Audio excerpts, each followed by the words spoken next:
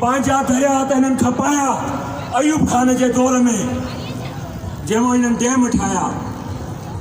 असीं मरंदे मरी वेंदासीं, इहे 6 केनाल न ठाहिण ॾींदासीं। पहिरीं बि हिननि 6 केनाल ठाहिया हुया, चिश्मा झेलम लिंक केनाल, थल केनाल ऐं 4 ॿिया केनाल।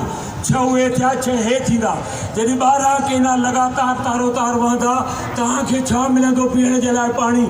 हे शहरी माण्हू जेके ख़ुशि न थियनि ते सिंधियुनि जे मथां ॾुकार ईंदो। अड़े ॾुकार तव्हांजे मथां बींदो, तव्हांजा बचा बि इहो पाणी पीअनि था।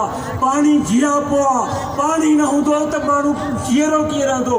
पखी पखड़ माल मता ज़रई हर शइ न पाणीअ सां आहे, न त इहो समुंड पाए वेंदो सभिनी खे, ऐं अफ्रीका वारो ॾुकर पैदा थी वेंदो। हिन जटनि खे हिन ॻाल्हि जी ख़बर ई न आहे। हीअ चवनि था इहो पाणी जेको आहे ज़ाया थो थिए समुंड में। इहो दरिया जेको आहे पूरी दुनिया में मिठो पाणी समुंड खे पोइ हिते धिकींदो आहे। इहो कुदरती निज़ाम आहे। हिननि जाहिलनि खे ख़बर बि आहे, पर हिते हूंदे बि असांखे ॼट था सम्झनि। असां उन्हनि खे ॿुधाइण था चाहियूं असां तव्हां खां वधीक तालीम याफ़्ता आहियूं। हे जेको पाकिस्तान ठहियो उहो बि सिंधी हुयो, जंहिंजो नालो मोहम्मद अली जिन्ना। जेकॾहिं असीं जी ॼट हुजूं हा, तालीम याफ़्ता न हुजूं हा, इहो तव्हांजो पीउ जेको मोहम्मद अली जिन्ना आहे, इन पाकिस्तान ठाहियो न ठाहियो?